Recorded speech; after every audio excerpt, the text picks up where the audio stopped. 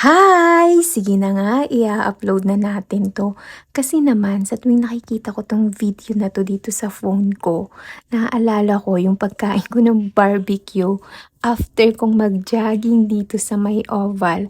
First time ko nga palang mag-jogging dito at I think 3 minutes walk lang siya pag galing ka sa bahay.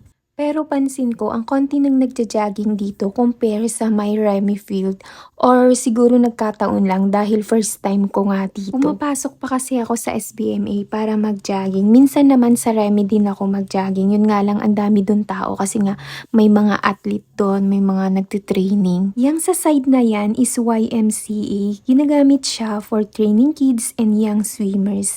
I think regular nilang ginagamit yung facility to train children para sa mga regional swim meets and sports competitions. O diba? Kaya nga ayoko pang i-upload yung video na to. Actually, 1 week na siyang nasa phone ko. Kasi nga, pag makikita ko yun, matatakam ako na gusto kong kumain ng barbecue. Kasi in fairness, ang sarap ng barbecue dyan malapit sa oval.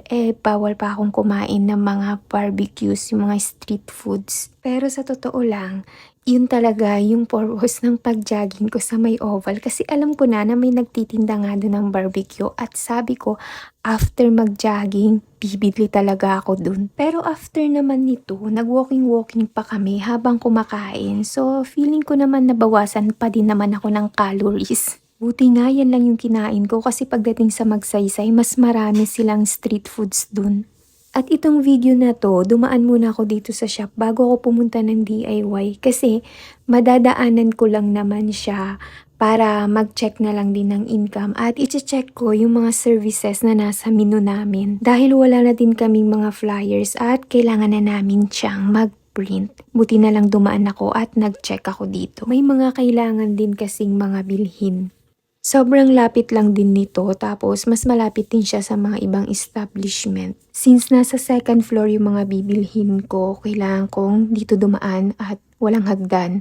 So, kailangan mong mag-ingat paakyat pero I think safe naman. Ang bibilhin ko lang naman dito ay ballpen, marker at masking tape. Pero napatingin ako dito sa mga cute na mga tsinelas. Ito yung una kong napansin. Color pink siya.